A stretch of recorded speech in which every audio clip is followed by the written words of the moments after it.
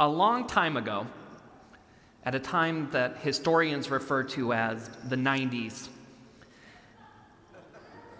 there was a show on cable television called Mad TV. And for some of you who know Mad TV, some of you might not, but Mad TV, for those of you who don't know, it was like Saturday Night Live, except less funny. That was Mad TV. And it was okay. It wasn't great, but it was okay. But every once in a while, they would come out with a really, really good sketch. And one of the best sketches they ever had of all time was they had Bob Newhart on as a guest. And Bob Newhart plays a therapist in this sketch. And the way that the sketch works is that this woman comes in, she has heard about this great therapist who is kind of unconventional, unorthodox in his approach. And she comes in and they first start talking talkless to make sure that they both agree to the terms of how the therapy works. He says, I charge $5 for the first 5 minutes and then nothing after that. And she says, that's great. That sounds almost too good to be true. And he says, I promise we're not going to need more than 5 minutes. And so she sits down and she explains that she's claustrophobic. And she has this intense fear of being in enclosed spaces, whether it be her home or her car or buildings. And she says it's debilitating. She can't make her way around through life. It's really hindering her experience of the world and taking away some of her happiness and joy. And he says, okay, I think I can help.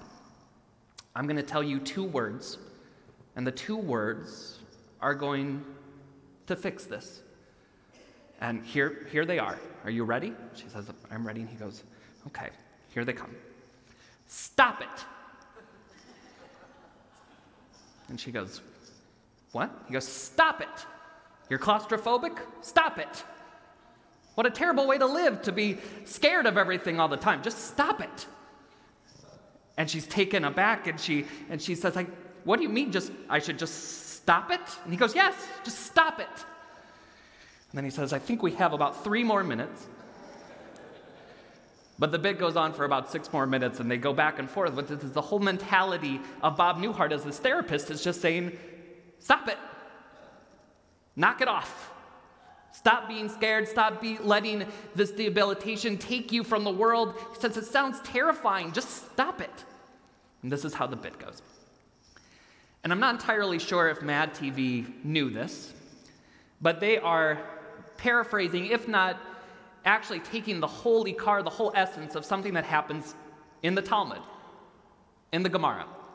In Masechet Ta'anit, the rabbis say that when the month of Adar comes in, this month that we are in, this year we get 2 Adars. We get Adar Aleph and Adar Bet, and we are getting ready for the 2nd Adar.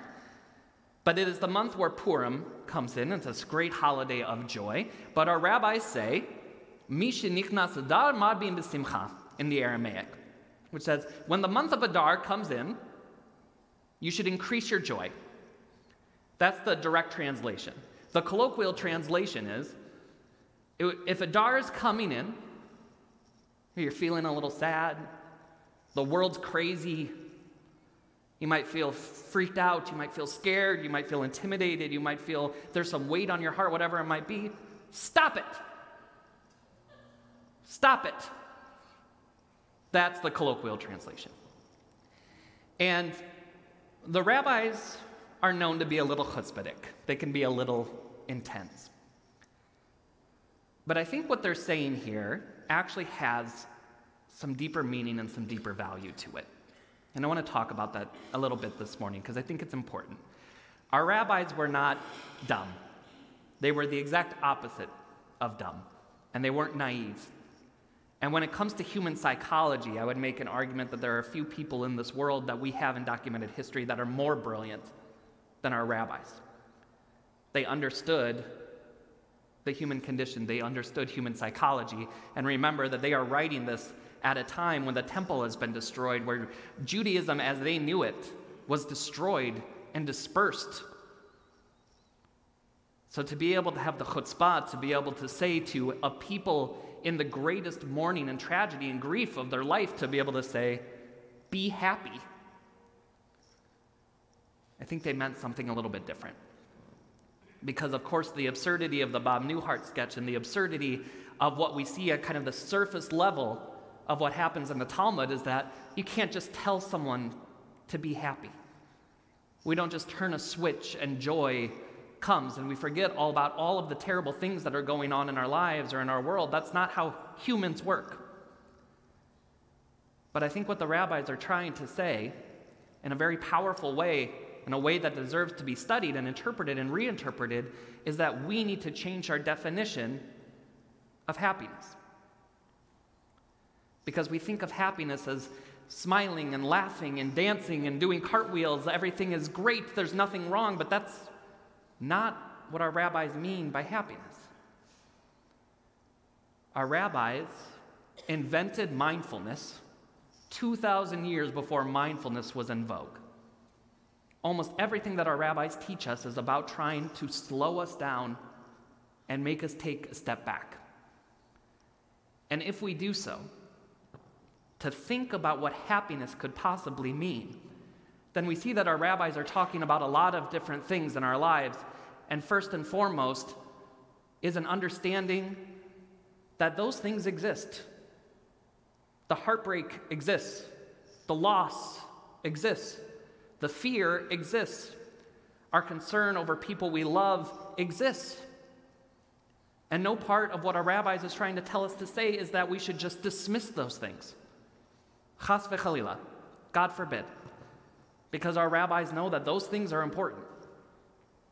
To be able to understand what it means to grieve, to be in community when we're scared, or frightened, or angry. Our rabbis understood that, and they validated that. But what our rabbis also asked us to do is to understand that even in the biggest challenges of life, even in the times when our hearts are shattered, is to understand that there are deeper parts of it that have blessings as well. And we see that directly in our Parashat this morning. And it's a really powerful image, and it stays with us for a long time because, of course, we see that when Moshe descends from the mountaintop and sees the Israelites worshiping the golden calf, he's holding these tablets. He's holding these rock tablets that God had just given him. And what happens? Don't be shy. He shatters them. He sees what they're doing. He throws the tablets on the ground, and they shatter into pieces. And if you think about how profound that is carved by God. That is God's word. If we think a Torah scroll is holy, imagine literally holding God's words in your hand and then being so frustrated, so angry, so upset that you shatter the word of God on the ground. But here's the beautiful and powerful part about this, is that in the tshuva of the Israelites, when they come back and they make amends and they atone for the sin, this is a spoiler, but continue to pay attention in the weeks to come, there are new tablets. Moshe receives new tablets, and they take them with them wherever they go. But you know what they keep with those new tablets? The broken ones. The shattered ones. Our rabbis knew that. And they knew and they understood that when we are walking through life, when we are taking our tablets with us, that we're taking our shattered tablets along with us too. And that we're not ignoring them. Quite the opposite. We're keeping them right next to all the other parts.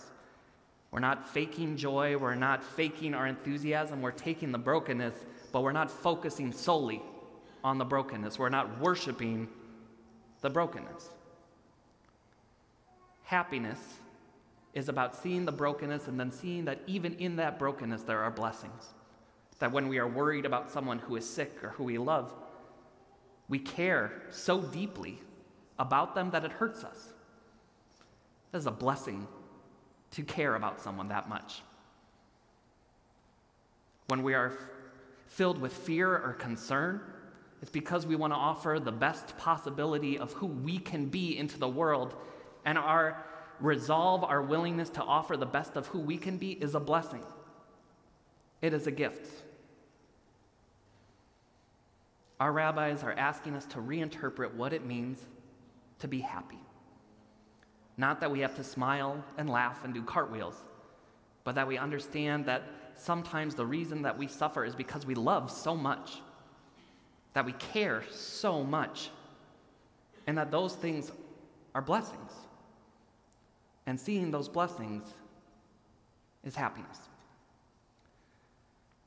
I'm going to tell you a story now, not about Mad TV, but about my own experience in therapy, where I saw a therapist once, and this is a true story.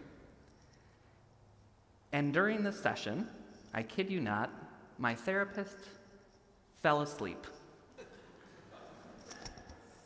I was talking, he wasn't responding.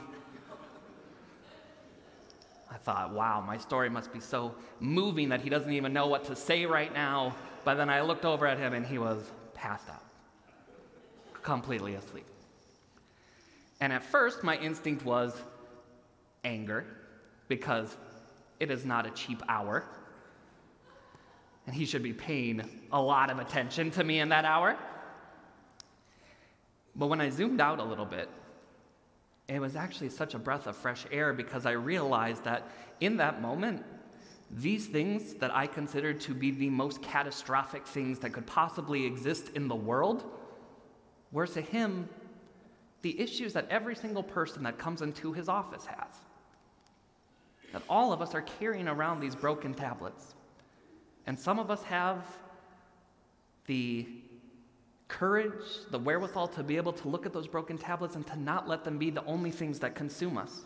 To be able to go out into the world and to still appreciate the blessings and the generosity and the gifts and the gratitude that comes with life.